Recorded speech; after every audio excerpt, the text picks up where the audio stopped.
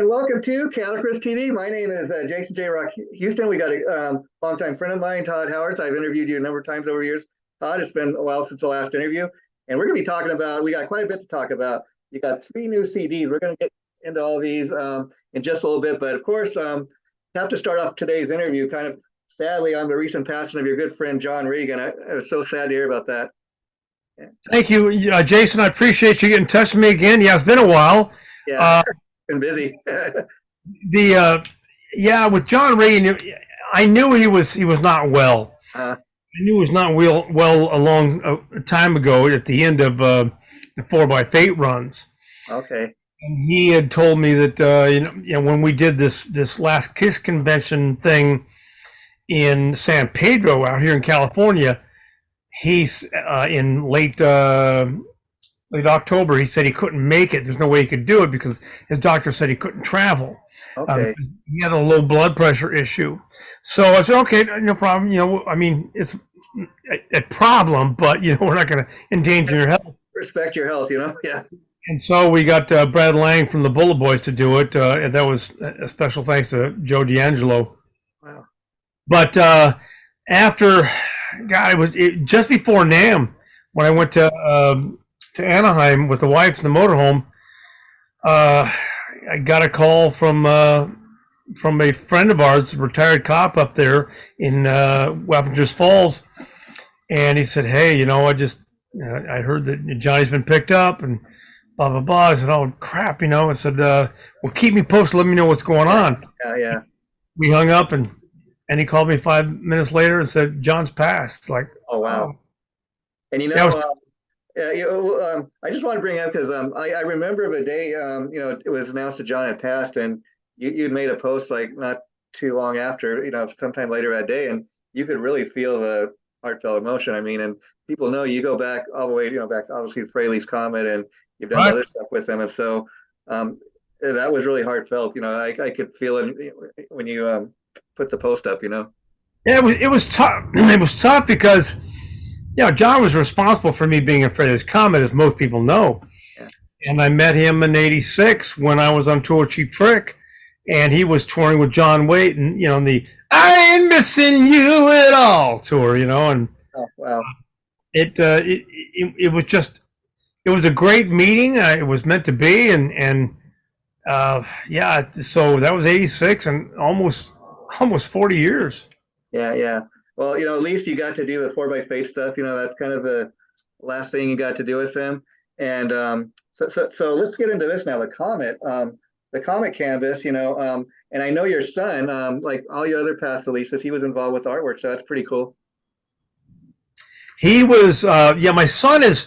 When he was little, he would marvel at my drawing because I would do a lot of drawing and acrylic painting and oils, that kind of stuff. And he started drawing.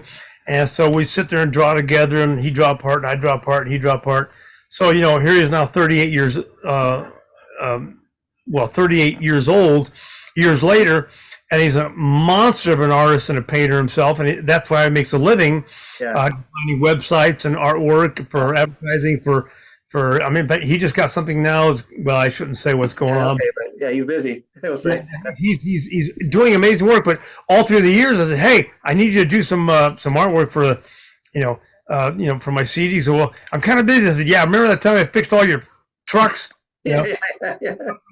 So, but he puts his heart and soul into it, and the CD covers on the Canvas series was my concept and idea, and he embellished on some of it, and so he did all the front cover artwork, and based on pictures that I gave him or pictures that we made. Yeah, and I want to talk about the Comet Canvas because initially, in fact, when we did the last interview 2-3 years ago, you were just getting to start, or you're just planning to get to work on this, and you'd mentioned that we're going to do some new versions of some of the Comet stuff I did, acoustic versions, and so initially think, okay, that sounds pretty cool, but man, when I put this on, I mean, if people are expecting like a carbon copy of the original versions, that's not what this is.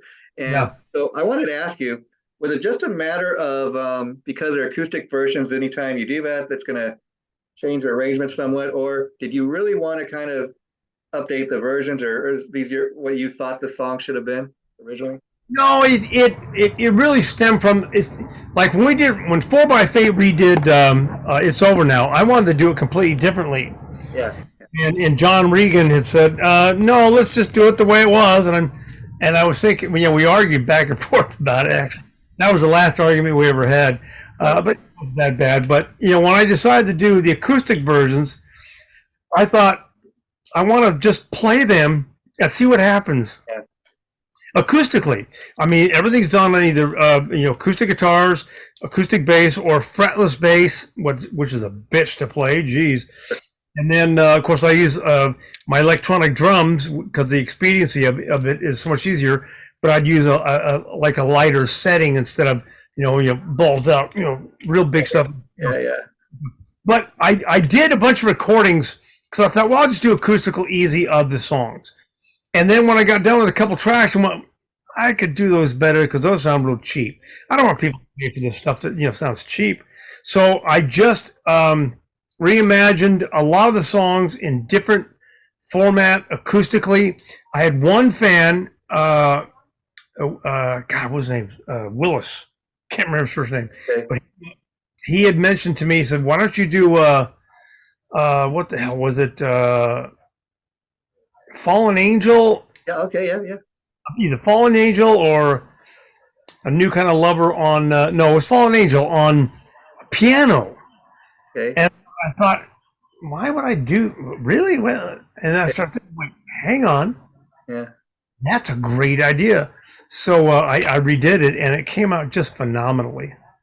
Yeah, because when you do something like that, you obviously don't know how fans are going to react. You might initially think, "Oh, fans are going to hate this because it's not what they grew up on." But I mean, Yeah. I love it. I love it for a simple fact. I mean, you take a song like "Breakout," that's one of the most different versions. I mean, and then I'm thinking, I know Eric Carr was a writer on that, so you got the drum part which is supposed to be the main part of the song. But I really love what you did to the song. The drums were a lot of fun. I'm not a real drummer. I used to play a lot of drums when I was 15, and so every time I do one of these endeavors, I have to brush up for a few months, and I still fire myself every day. I have to rehire myself. But for Breakout, it was so much fun because I know the song, and for the leads, it's a little different because it's not electric, and doing acoustical leads is it's almost tongue in cheek to a degree. Yeah. But with the spirit of John Regan on bass, I play bass now the way I heard John Regan playing bass back in '86. Just such a tone, amazing tone. So when I redid Breakout, I had so much fun with it, and of course there's I had to do a lot of editing for the drum solos because it's like. I love the fact that the drum solo was kind of the featured part. That's what made it so cool. And here's a little trivia people may not know. Before you joined Frehley's Comet, Richie Scarlett was the original guitar player, and he's listed as a writer. So it's interesting that you and him would eventually hook up and return to the Comet. Yeah, it's amazing how Richie and I, musically we're diametrically opposed. He's a phenomenal guitar player, a great showman. And he writes some good songs, but I'm a songwriter, lead singer, melody man, So when I did the song, it came out really, really well. And I told him, hey, I'm going to redo a Breakout, And I think I even sent him a set of CDs. But yeah, it came out good. It's over now. It took it a different direction. Yeah. I mean, to redo it exactly the way it was, it's kind of boring. You want to hear the way. You've already done that, like you said, on 4x Fate. And it's interesting. When I listen to that track, I mean, I think you will agree. We talked about this in some of the past interviews I've done with you. That maybe should have been if that had been on maybe a Frehley's Comet album, it would have been a much bigger hit, I think. It was just all about kind of the timing, I think. And how was this? It's Over Now. I'm saying when Frehley's Comet originally released that, maybe if it had been on the first album, I think it should have been a much bigger hit. I think the version you do here, it makes it sound like doesn't sound like a car. It sounds like an epic track to me, if you know what I'm saying. Very adult, contemporary, and easy listening. Yeah. And a lot, that which gives way to the whole thing of being an acoustic album, acoustic Comet. Yeah, But yeah, the thing was, it's over now. I mean, I remember we recorded that song and everybody's going, "Oh man, this is going to be huge." yeah, yeah, It was a big power ballad. Well, unfortunately, I mean, fortunately enough, we got a lot of money in the first and second single put out there, and then when they went to put out "It's Over Now," they put no money behind it. yeah, yeah, yeah. They put it out there and let it drop. And I was upset, not because I wrote the song so much, seriously, but because it was the Comet. It was a Comet song, and why did you not put any money behind it? And I think the thinking was, and it was fairly correct, but well, Ace is not playing the lead, and Ace is not singing it, and well, how can it be a Frehley's Comet song when this Tod guy is doing it? So they put no money in it and killed us. Us. Yeah, and we know from talking to you in the past, Tod, the reason you ultimately left Frehley's Comet was because after the failure of that album, or it not being as successful as the debut, Ace came into you and the people at the record company came and they said, okay, you know what, I guess you were basically told, okay, you're of course still in the band, Tod, but you're not going to be able to write. Ace is going to do all this singing and this, and you're like, well, yeah, and that's exactly what I was told. I mean, they said, it's because of the sales and this and that, and I can understand it. I mean, to a far greater degree now than I could, 37 years ago. Yeah. That the fact remains that they wanted Ace to sing and write more because it'd be a selling point. That's business. I get it. But Ace is not a writer per se. He's a guitar hero. He's you go back to the early Kiss records. I mean, he was doing stuff like like Parasite, Strange Ways, but even back then I understand he wasn't comfortable in his ability as a lead singer yet. So he'd always give his songs to like Gene or Peter to sing. Right, and there's nothing wrong with that, but I did agree with the fact that he should be singing. And then we decided, well, he said, well, I'll sing half and you sing the half. And the second record, that's great. That's fine because his fans do want to hear him sing, and you want to hear his songwriting. But he's not a lead singer to carry the whole record. Well, now but we were shooting for some high demographics, and the formula just didn't work out. And I had planned on doing more co-writing with him for what would be Trouble Walking, but it was never to be because I finally said after they told me that Ace would write and sing everything, I said I got to go. There's no income for me here, and I have 3 small children at that point in time, and I got some income.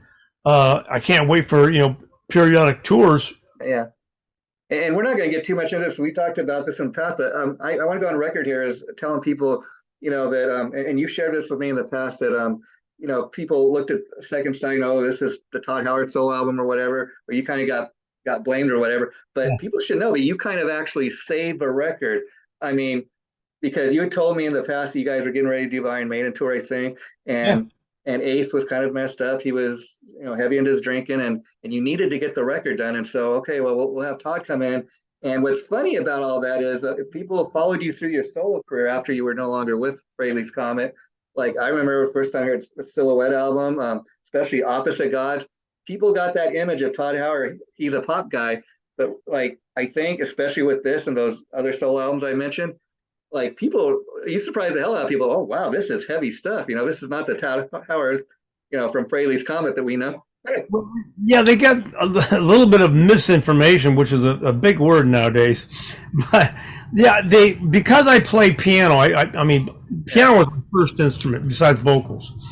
And then when we did "It's Over Now," and they heard the piano stuff, they thought it was like, oh, piano, it's all light and so. Well, not really. If you pay attention to Led Zeppelin, there's a lot of piano and string orchestrations. But the fact was that I've always been fair. I mean, as I got into my late 70s, early 80s, I was very heavy. And then when I joined 707, my first recording act, I had to back that off because, they were kind of a poppy Detroit rock band. And then when I got with Cheap Trick, I liked Cheap Trick, and because, the great band, what's not to like? Ted, same thing. But with Ace Frehley, I thought, okay, now I can get a little heavy, and Something Moved was very dark and heavy. Yeah. More so than what's recorded now. I had to edit it and do some stuff to it and kind of bring it into more of a commercial vein. I self-produced it before we even presented it to Frehley's Comet to record. But Something Moved. You brought, that's one of the two tracks you brought, that and Calling to You, which is on here too. Now, Something Moved on this I feel like it's definitely got the spirit of original Frehley's Comet version, but it's kind of a modern updated version, and I think another epic track, but I feel the spirit, but it's quite different. Yeah, it was fun because in my mind I'm gonna do it acoustic, but there's not gonna be heavy drums. It's gonna be bongos. That's a good idea. Bongos. So I can play some bongos, but I use the bongo settings on the drums, and then of course you have to learn the patterns, to best ability. But it was fun to do that. Everything I did on the Comet Canvas for my solo CDs was so much fun. And like I said, I did a couple tracks and went, no, I got to recut everything and do it over again.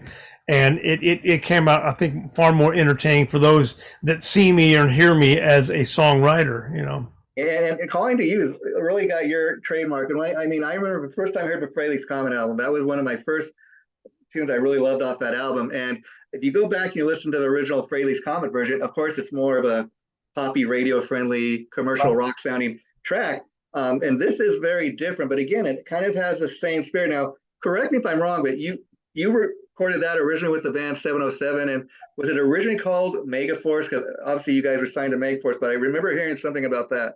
Well, what happened was we were signed to Casablanca record. Wow. Neil Borg, with Kiss, oddly enough, and then Neil Bogart, who loved the band, passed away. And when we recorded the bridge, they didn't know what to do with us, and we ended up recording on Boardwalk Records. Actually, it was Boardwalk Records. Then Neil Bogart passed away, okay. And we recorded the song Megaforce for the movie Megaforce. Now, okay. When they asked us to do it, I said, okay, well.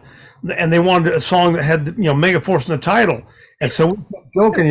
Kevin Russell, the lead guitar player, and I were writing, the basics of the tune. We're going, yeah, what Megaforce.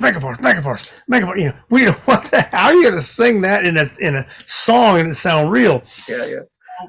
I wrote the bulk of the heavy shit and the bridge, and of course, Kevin contributed a lot to it. I shouldn't cut him out of that. Jim McClarty, the drummer, did all the lyrics. Oh, wow. And he's a very good lyricist and very good piano player, too. And then we had Kevin Chalfant, who was the new lead singer. He sang the song and kicked ass on it. And so we thought, okay, this is something we come up with. And it came out really pretty damn good. Yeah. We saw the movie. When it came out, we were living in San Rafael and Mill Valley in San Francisco. We went into the city to see it premiere, and the whole band sat there and watched and went, what is this? It was horrible, Yeah.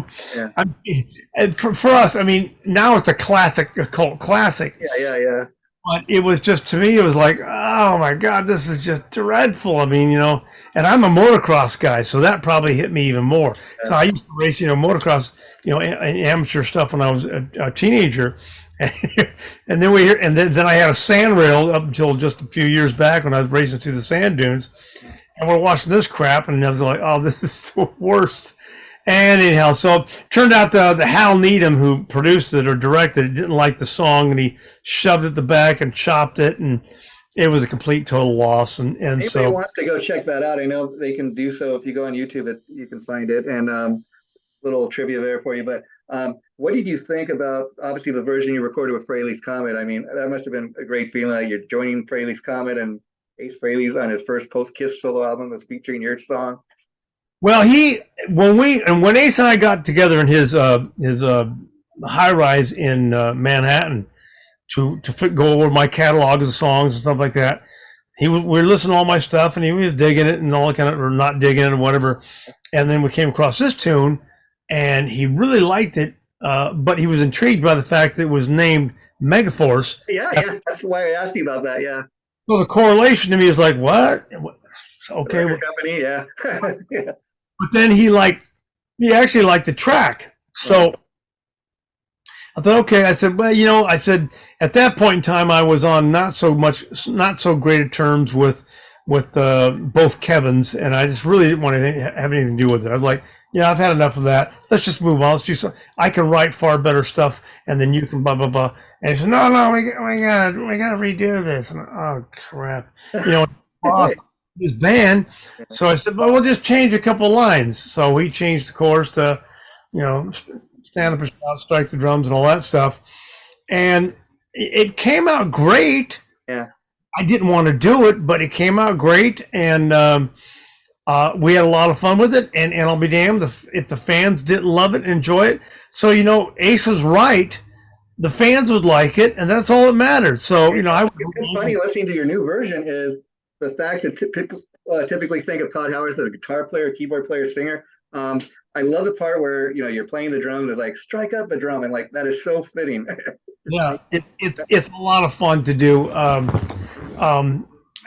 There's so many different ways you could do it, but it was a great rendition for Frehley's Comet, and a fun rendition for me to do on Comet Canvas. And I got to tell you, Todd, the heavy canvas. As much as I love the Comet stuff, this may be my favorite. I mean, back looks like this, but like I was telling you before we were when I sent you a reminder a little bit ago about the interview tonight.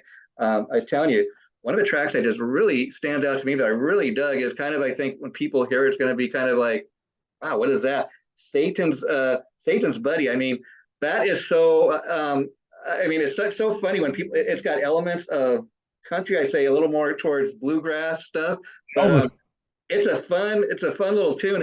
And I think at one point in time, if you'd been signed to a major label, they'd be like, no, we don't want to put a song like this. We'll get all kinds of, but you've never been a apolitical guy, and I always respect that about you, but it's just such a fun little tune. It's got jabs in the end, yes. And it goes to my leanings politically, but it's just because that's who you are, and that's one thing I love about reading all your posts is I'm very much like you. I hear these people want to censor other people. You know what? You have a right to believe whatever you want, but people shouldn't try to shut other people up. If you don't like it, you change the channel. Yeah. I have some liberal fans and friends that have just unfriended me, and then they friend me, and then they unfriend me because of my rant, and then they come back and they apologize. And I say, look, you can do what you want, but I find it very amazing that even though you're of your political persuasion, I've never unfriended you. Yeah. I don't unfriend anybody unless they come at me and start saying a bunch of crap, and especially untrue or just vulgar shit. You're done. But if somebody's got a different opinion, that's fine. You're entitled. I'll tell you a funny story. I invited this one guy to come on to do an interview like this. He plays in the band. I won't mention the name, but he was telling me, well, I follow your pages. I love what you do, but I don't think I'll come on because I don't like your political. Well, okay, that's your loss. Whatever. It is dumb to a degree. I have stories that'll be in my book about some political things that have taken place. But the song "Satan is Good," Satan's Buddy. It really. I've been noodling with the song just as a joke for years. Like I go down to a commercial real estate, I go back and then to work on cars or Harleys or motorhomes or boats or whatever's needed to be worked on. And I'll be walking through and usually it was Alfie, my little white Bichon, was with me. And I'm always pretty good mood in the morning because I'm the morning guy because I do physical labor and I'm blue collar. And I'd be walking and they go, Satan is good, he's my buddy, he's my pal, Satan, Satan, he's my buddy. And I just laugh at myself because of how stupid. And then so I started to put the song together in my head like, yeah, I'll get, he'll say a bunch of shit and then he'll have all these people chant behind, yeah, Satan, hey, Satan. And then the angels will come in. And hell yeah. I would love a video. I don't know if you thought about that, but that'd be great. Voices, that's all me. Yeah. I picked up on that. The other one I love off that is Billy Goat's Grub. That's kind of in the same. Yeah. It's a children's fable. And I had that idea a long time ago. And it's funny, I was telling this group of people that do Bichon Frise dog rescues. and I was telling this one guy about the song because he was just intrigued of who I was, you know, and on my musical stuff. And so I said, well, if you want to come hear the track, I got it in my car. So I took him, put it in my Jaguar, and I cranked it up. He's like, "Oh man, this is great!" You know, of a Billy Goat's Gruff, because it's just a tongue-in-cheek type thing, you know, with the easier type fave sort of kicks in his balls out stuff, but you know, and I'm amazed at how many people don't know Billy Goat's Gruff. I never heard that. I got to look at it. Oh wow! Really? Well, how old I am. Yeah. I got to tell you, on that note, I mean, I guess all this rock and roll lifestyle is keeping you young, because I seen an interview you did with somebody else recently talking about you're in your 60s. I mean, man, you don't even look it. I appreciate you. There's a little bit of smoke and mirrors, I will tell you that. But the thing is, you know, I try to take care of myself. I mean, before I'm doing like tours or shows, you know, they're consistent. I ride about 42 miles a day on the bicycle, real bicycle. And I still do my sit-ups, 100 sit-ups every morning, and I do curls and push-ups. And I generally eat, you know, watch what I eat. I only have one vice, and it's vodka. You know, I don't do any. You and Sammy Hagar, you're in good company. I mean, look at him. Yeah, he's 70-something. So I'm trying to keep it going, you know, but it's a battle to a degree. But I appreciate the compliment. Thank you, brother. Yeah, and then I also love the song "Are You With Me?" That's a great way to kick off the album. Yeah, that's a fun tune. That was so much fun to drum. Yeah. Because I was really, I mean, that was the peak. You know, when I did this record, it was over the course of about 4 or 5 years. Yeah. And I was recording as I was with 4x Fate, and then with Return of the Comet.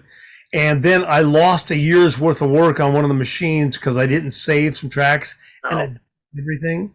So I had to redo it. But, you know, I managed to get better at the tracks and the recording on this machine because I'm not an engineer. I'm a horrible engineer. Yeah. I suck. But I had to make do because I can only record when time was. Yeah.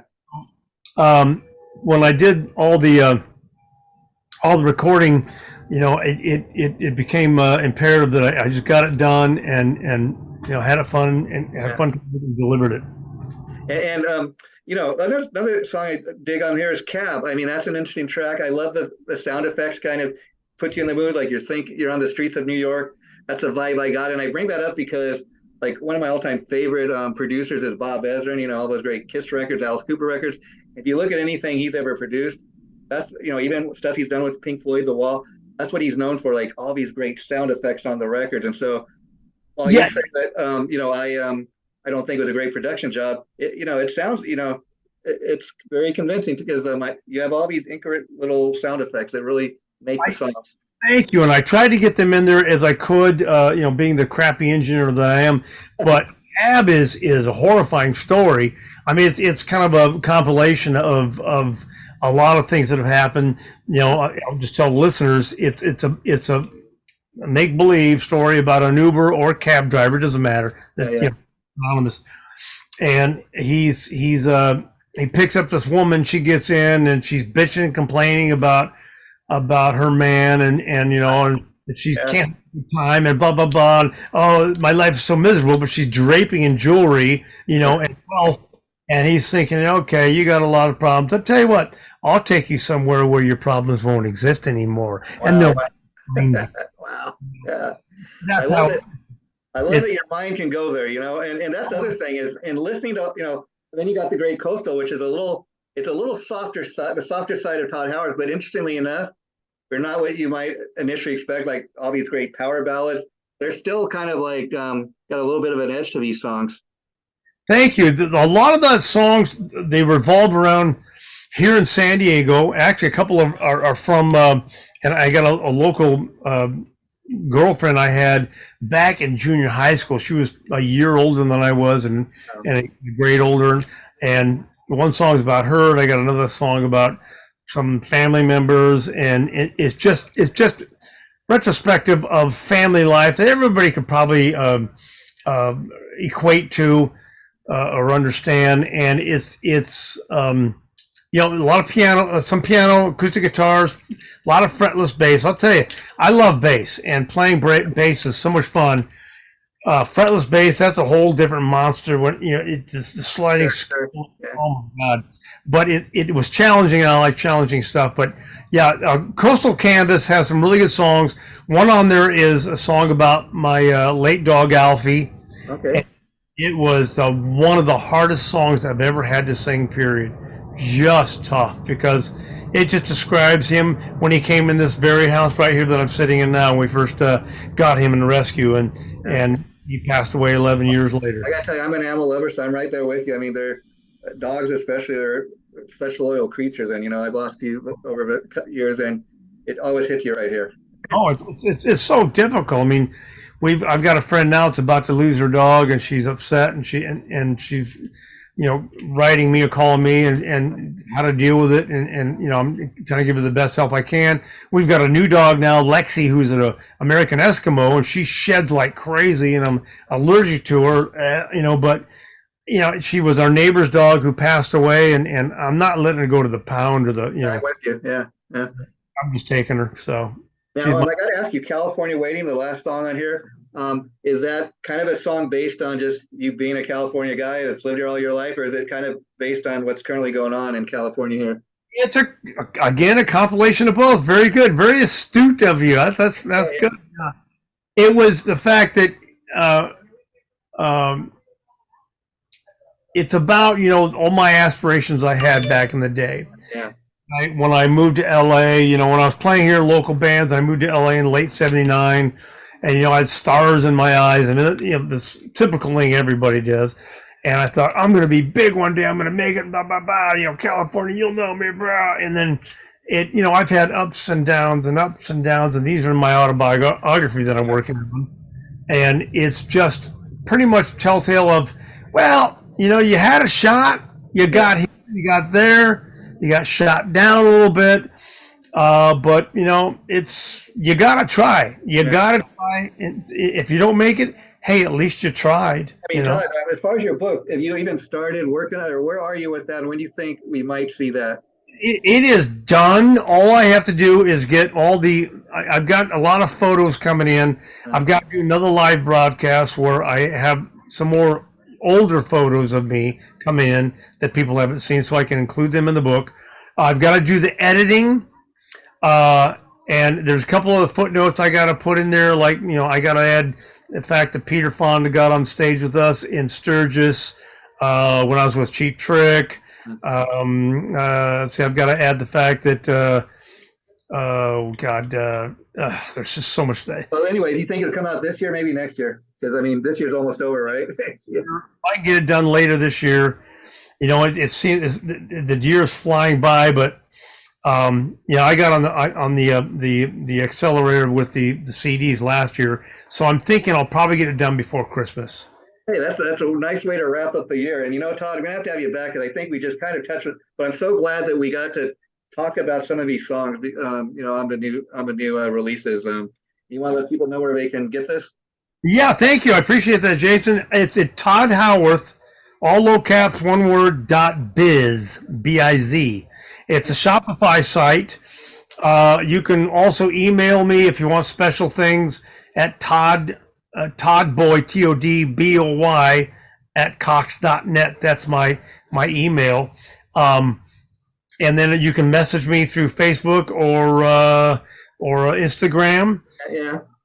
And you I just gotta say, Todd, let people know that like I said, I've interviewed you several times over years. This has been real fun catching up. But what's really cool about what Todd does, like, I wanted to get all 3 CDs, so he's got a little bundle where you can get all 3. And what's really nice is he autographs them. But what I really dig about the way you did it, Todd, not only do you take time to autograph them, but individually each CD, you don't just sign your name, but you had a little different message on each CD. And I thought, wow, way to go! Wow, the guy really takes time and effort.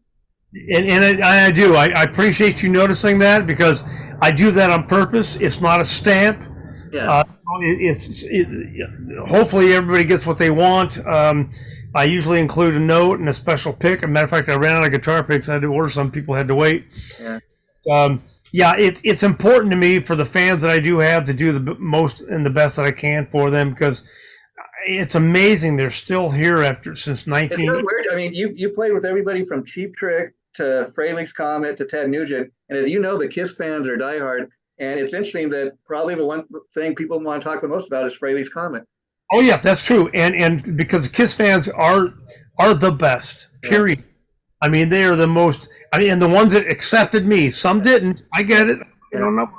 But the ones that accepted me, they are diehard and to the death. I mean, it's like back, Todd, because I think I'd like next time talk a little more specific about the coastal one to give it its fair share, but I will say this. You mentioned that you were briefly signed to Neil Bogart's label. I don't know if you had a chance to check out the movie Spinning Gold. If not, I think you'll enjoy it. It's in fact, I got it right here.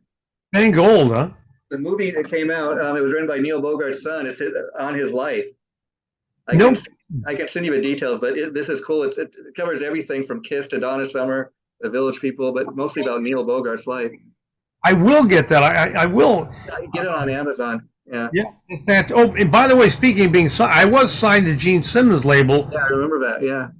Back in 1990, and grunge came in and cleaned everybody out. Yeah, I heard the story that he wanted to sign you and actually John Corabi. Yeah. Yeah. John's great talent. Great talent there as well. Okay, Todd. Well, it was great getting to talk to you again. And this interview we did be going up sometime next week. I will let you know as soon as it goes up. Feel free to share it. Thanks so much for giving me your time today. I appreciate it. Jason, thank you, and take care, and bye all you out there. Yay.